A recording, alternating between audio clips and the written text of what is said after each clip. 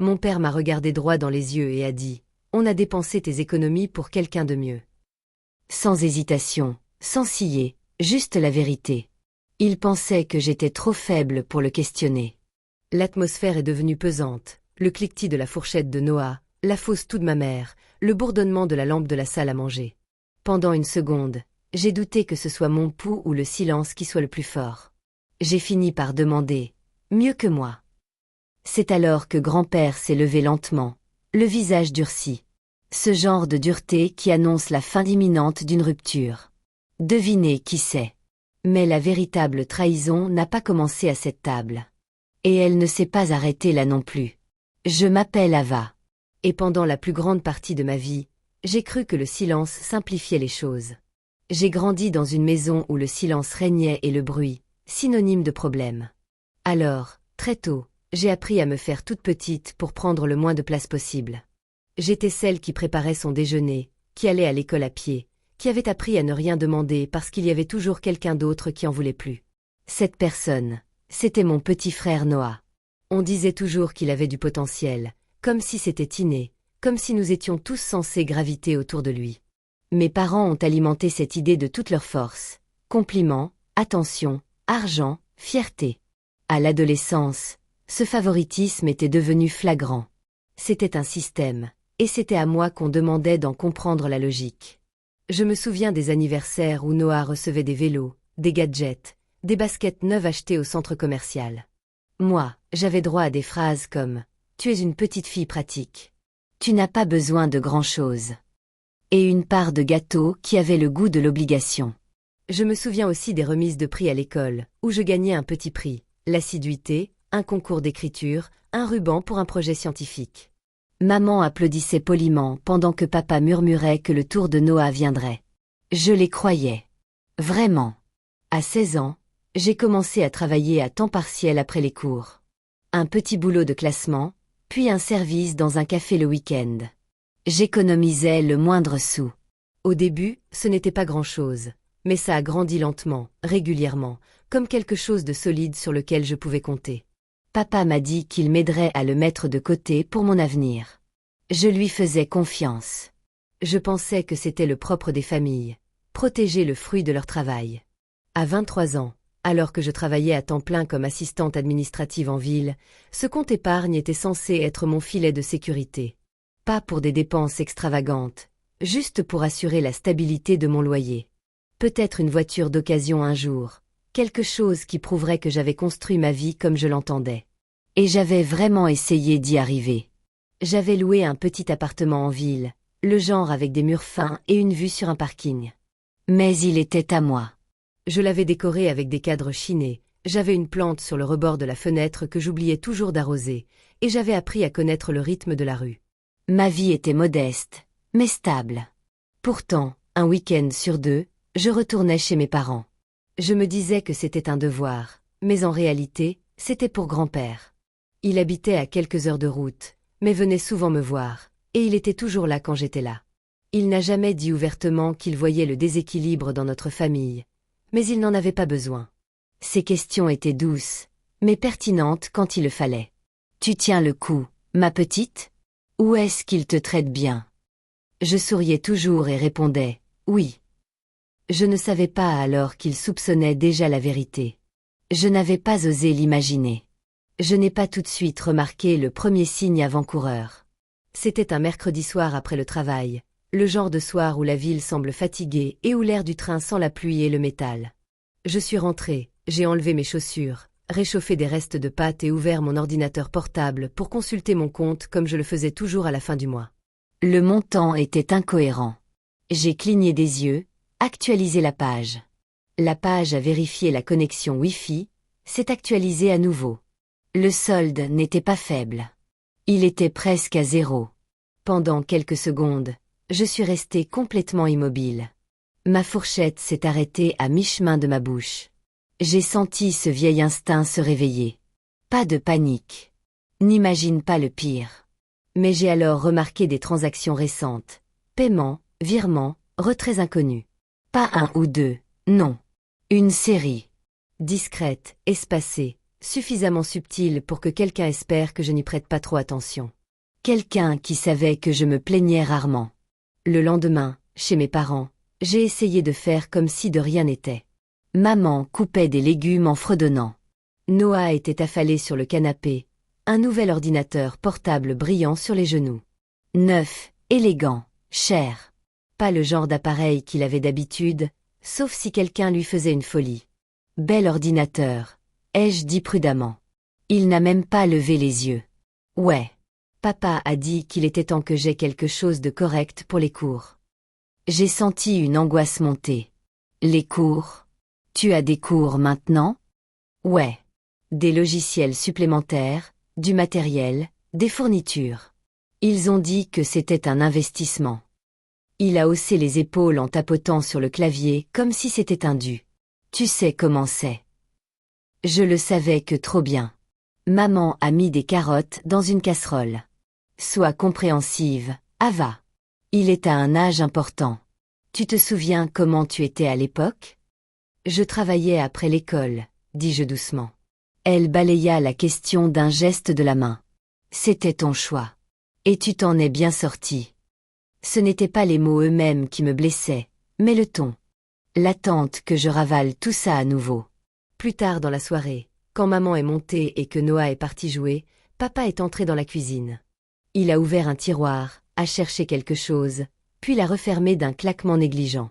Je l'ai regardé scruter son visage à la recherche d'une expression familière. « Papa, dis-je, on peut parler de mon compte épargne. » Il n'a pas bronché. Quoi? Il manque de l'argent. Beaucoup. Toujours pas de réaction. On l'a utilisé. J'ai eu le souffle coupé. Utilisé pourquoi? Pour ton frère, dit-il d'un ton neutre. Il a besoin de chance, d'opportunités, de choses que tu n'as pas eues. Je l'ai fixé du regard. Je n'avais pas besoin d'opportunités. Tu travailles déjà, répondit-il. Tu as une situation stable. Tout va bien. L'avenir de Noah a besoin de plus de soutien. Sa façon de le dire, froide, logique, comme s'il expliquait les caprices de la météo, a provoqué un profond bouleversement en moi. Toute ma vie, je m'étais épuisée à la tâche pour ne pas être un fardeau. Et voilà qu'il me disait que cela me rendait moins méritante. Je ne me souviens plus de ce que j'ai répondu ensuite. Peut-être rien. Le silence était la seule armure qui me restait. Mais plus tard dans la nuit, pendant que tout le monde dormait, j'ai vérifié le tiroir que papa avait ouvert plus tôt. À l'intérieur, sous une pile de vieux menus de plats à emporter, il y avait un dossier. Un dossier à mon nom. Il contenait des formulaires, des papiers, les préparatifs pour ouvrir un petit prêt à mon nom. Ma main tremblait, mais plus de peur. Quelque chose de plus aigu l'avait remplacé.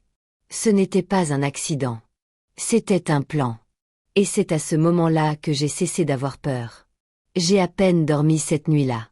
Allongé dans mon petit appartement, j'écoutais le cliquetis du chauffage, repassant chaque instant en boucle dans ma tête. Le compte vide, le nouvel ordinateur portable de Noah, la confession calme de papa, les papiers cachés dans ce tiroir avec mon nom imprimé dessus.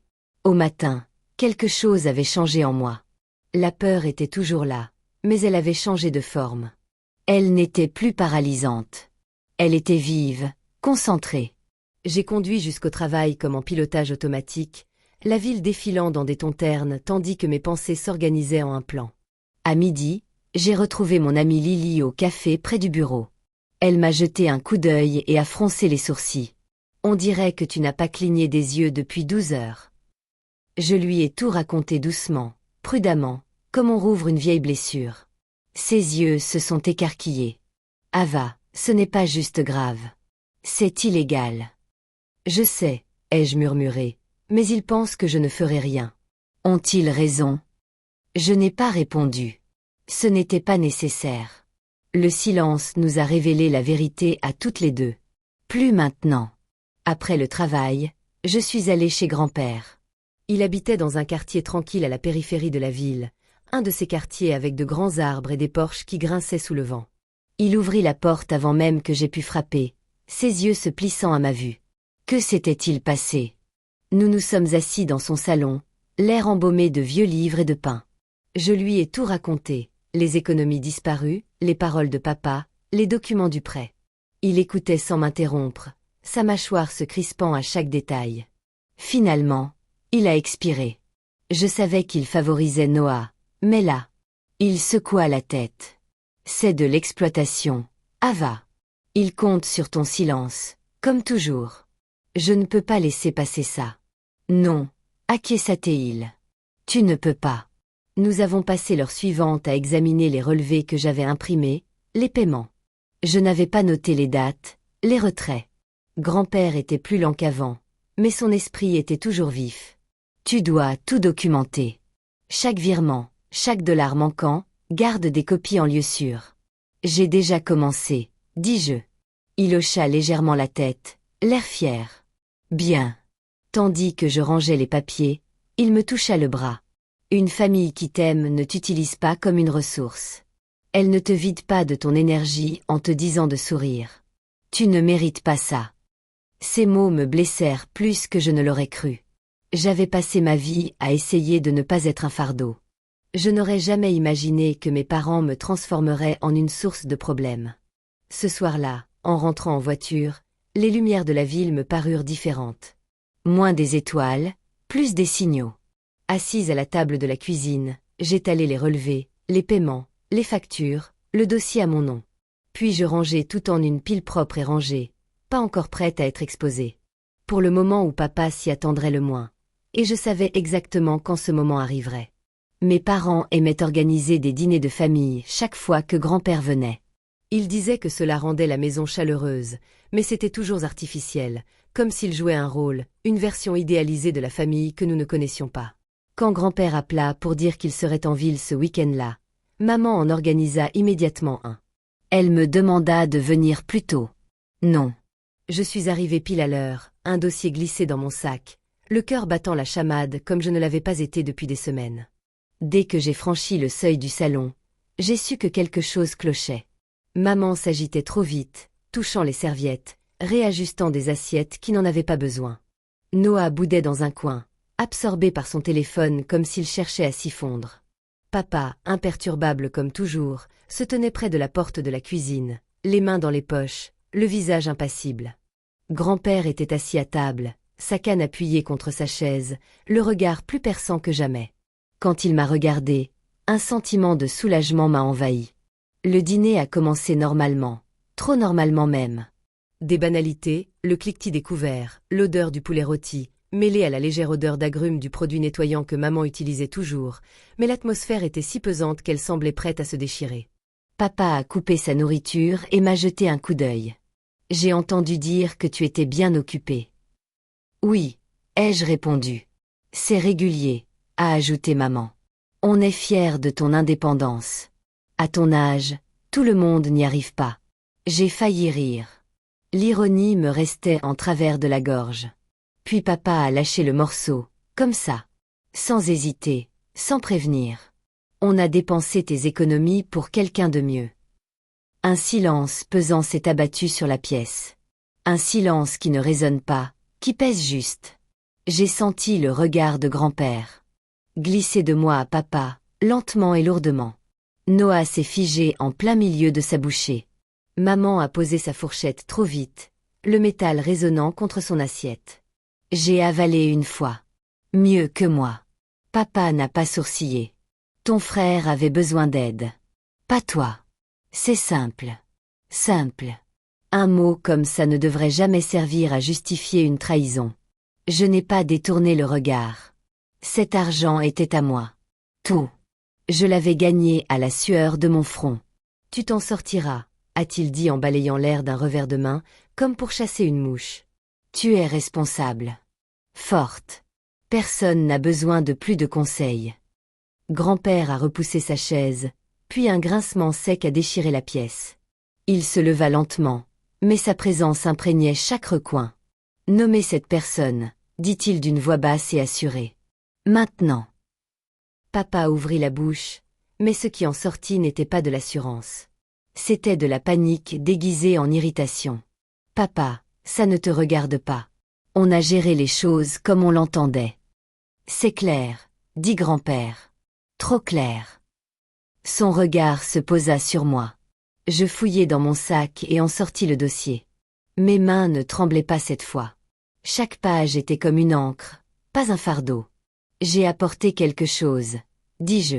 La mâchoire de papa se crispa. Ava. Je déposai les papiers sur la table. Relevé, retrait, paiement, facture, dates alignées comme une confession. La dernière page, les documents du prêt, trônaient au-dessus. Maman en resta bouche bée. Où as-tu trouvé tout ça? C'était dans ton tiroir, dis-je calmement. Celui que tu pensais que je n'ouvrirais jamais. Noah se pencha en avant, la confusion se lisant sur son visage. Attends, ça vient de son compte. Papa s'exclama. Tu avais besoin de ses cours. Ne fais pas l'ingrate. Je ne t'ai pas demandé de prendre son argent, rétorqua Noah, la voix tremblante. Pourquoi l'aurais-tu fait? Parce que tu l'as bien mérité, lança papa sèchement. Ava n'a pas besoin de choses chères. Elle n'a pas besoin des mêmes opportunités. Elle se débrouille toute seule. Elle l'a toujours fait. Grand-père frappa la table du poing, sans forcer, mais suffisamment pour faire taire tout le monde instantanément. Ça ne la rend pas moins méritante, dit-il. Ça la rend exploitée. Le visage de papa s'empourpra. Papa, tu ne comprends pas. Oh, je comprends parfaitement. La voix de grand-père était glaciale. Tu as pris ses économies sans demander. Tu as essayé de faire un prêt à son nom. Tu as mis son avenir en péril pour pouvoir continuer à faire croire que Noah était sans défense. Maman murmura. On essayait de le soutenir. À ses dépens, demanda grand-père en se tournant vers moi. Ava, parle clairement. Que veux-tu qu'il se passe maintenant? C'était la première fois que quelqu'un dans cette maison me posait cette question. J'inspirais lentement. Je veux qu'on me rende mes économies. Jusqu'au dernier centime. Et je veux que ce soit toi qui détruises les papiers du prêt, pas moi. Papa secoua la tête. Tu exagères. Tu as un travail. Tu t'en sortiras. Grand-père intervint. Elle ne te remboursera pas ce que tu as volé. Toi, si. L'expression de papa changea. D'abord la colère, puis la peur. Une peur sourde et réelle. La voix de maman tremblait. On n'a pas ce genre de « tu t'adapteras ». Grand-père dit « vends quelque chose. Réduis tes dépenses. Trouve une solution. Parce que si Ava porte plainte pour abus financiers, les conséquences seront importantes. » Un long silence suivit. Lourd, inévitable. Finalement, Noah prit la parole d'une voix douce. « Ava, je suis désolée. Je ne savais pas. Ça n'a rien arrangé, mais c'était important qu'il le dise. » Papa s'affaissa dans son fauteuil, comme si on lui avait coupé le souffle. « Très bien, » dit-il entre ses dents serrées. « On va tout rendre. »« Et le prêt ?» J'ai demandé, dit-il en déglutissant. « Je le déchirerai ce soir. » Grand-père hocha la tête, satisfait. « Bien. Alors cette famille aura peut-être encore une chance. » Mais je savais bien que ce n'était pas le cas. Certains dégâts sont irréparables. C'est une limite que l'on ne franchit plus jamais. Je suis resté là, à rassembler mon dossier. Je rentre à la maison. Personne n'a essayé de m'en empêcher. Pour la première fois de ma vie, partir ne ressemblait pas à une fuite. C'était comme entrer dans la vie que j'avais enfin choisie. Les semaines suivantes se sont déroulées dans un calme presque étrange, comme après une longue tempête. Mes parents m'ont remboursé l'argent par petites sommes, dans une atmosphère tendue, bien plus qu'ils n'auraient jamais imaginé devoir justifier. Chaque virement arrivait sans message, sans excuse, sans accusé de réception, juste des chiffres passant d'un compte à l'autre, effaçant une trahison qu'ils n'auraient jamais dû commettre. Grand-père prenait régulièrement de mes nouvelles. Parfois il appelait, parfois il passait à mon appartement avec des courses dont je n'avais pas besoin, mais que j'acceptais quand même. Il ne m'a jamais fait la morale, jamais forcé la main. Il s'assurait simplement que je sache que je n'étais pas seule face à ce désastre. Noah a gardé ses distances au début. Puis un après-midi, il s'est présenté à ma porte, les mains enfoncées dans ses poches. Il n'a rien cherché à justifier. Il a juste dit « j'essaie de faire mieux ». Et pour la première fois, je l'ai cru. La vie dans mon appartement me paraissait différente, plus légère. J'ai rangé mes dossiers, établi un nouveau budget et fait de petits pas vers l'avenir que je croyais perdu. Je n'avais plus peur. Ce qui s'est passé lors de ce dîner n'a pas réparé les problèmes de ma famille. Cela n'a pas effacé des années de silence, mais cela m'a apporté quelque chose d'inédit, une limite qu'ils ont enfin dû voir. Je rends encore visite à mes parents de temps en temps, mais les choses ne sont plus comme avant. Et peut-être que ce n'est pas normal. Une limite n'est pas un mur. C'est une ligne qui vous rappelle où vous vous arrêtez. Pour la première fois de ma vie, ils ont enfin cessé de franchir la mienne. Je construis désormais mon avenir selon mes propres conditions. Un avenir qu'ils ne peuvent ni réécrire ni emprunter. Et si vous avez déjà dû tenir tête à ceux qui étaient censés vous protéger, j'espère que vous savez ceci. Vous avez raison de vouloir du respect. Vous n'êtes pas seul. Si cette histoire vous parle, partagez vos réflexions ci-dessous et abonnez-vous.